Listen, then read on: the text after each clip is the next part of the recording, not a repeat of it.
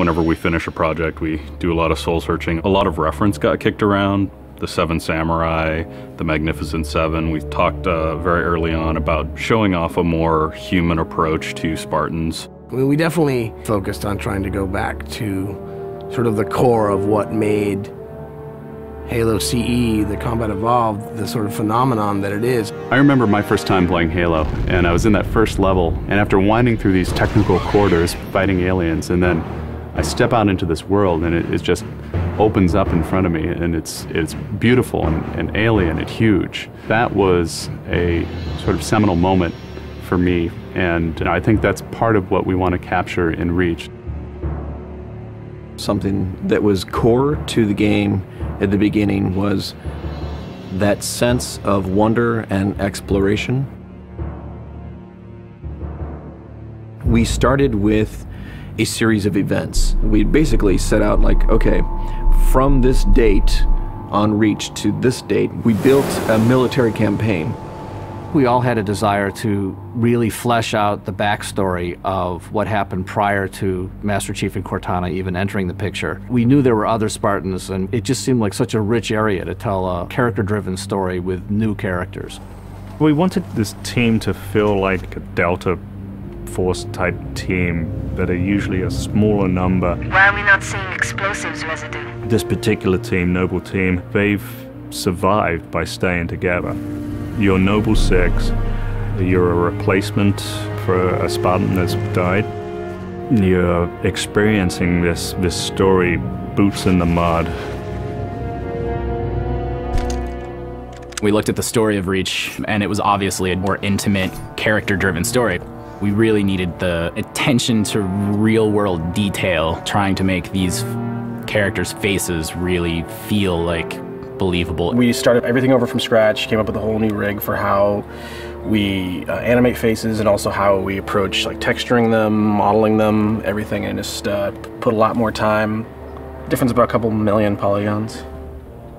We absolutely want Reach to tell a human story, and that's going to require us to invest significantly into higher fidelity models, much more open environments, larger numbers of AI than ever before in a Halo game.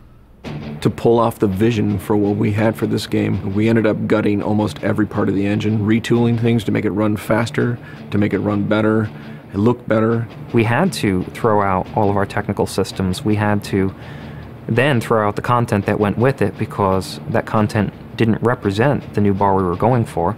Copy that, on our way. Don't need command to tell me. Been on hers half my life. Let's shoot it. We've got a great team of guys, and they could take motion capture and they could make the poses way more dynamic, way more expressive. Those changes bring out the life, they bring out the style of our characters. We had probably 4 times the amount of polygons to play with this time around, which gave us a lot more freedom and creativity in what we wanted to achieve. When you look at total engineers that are actually putting code that are actually affecting this game, I mean, it's massive, 30+ guys. It's crazy. When you shoot a rock face, you'll see sparks, rock chips, dust. In Halo 3, we had a maximum of 100 colliding particles. In Halo Reach, we have thousands. We've got much more customizable Spartans than we've ever had in the past. The number of polygons we can draw at one time has skyrocketed. It's changed the way we build things up close as well as out far. This is where Noble Team arrives, and then you're going to work your way down, all the way down these terraces. Big open environments, epic skyboxes. These are things that are quintessential to Halo. Like, we're building a planet that exists 500 years from now. We want to build spaces that you want to explore. We want to put twice as many characters, vehicles, and weapons into that environment. That's going to require massive improvements to the way we handle our artificial intelligence in the game. We now can put so many AI in an encounter that you can put 4 Spartans, the player, 8 Marines against 30-ish Covenant, and that's an actual serious challenge. Bringing the elites back was something that was really a true joy for us because they're such an awesome character to fight. What if the Spartans and the soldiers don't actually understand what the aliens are saying? What's that going to feel like? What if we can get back to having the aliens feel really alien and threatening? The these people and this planet and this story deserves something new and different. Just a different underlying sense of tragedy, heroism. We're rebuilding everything from the ground up.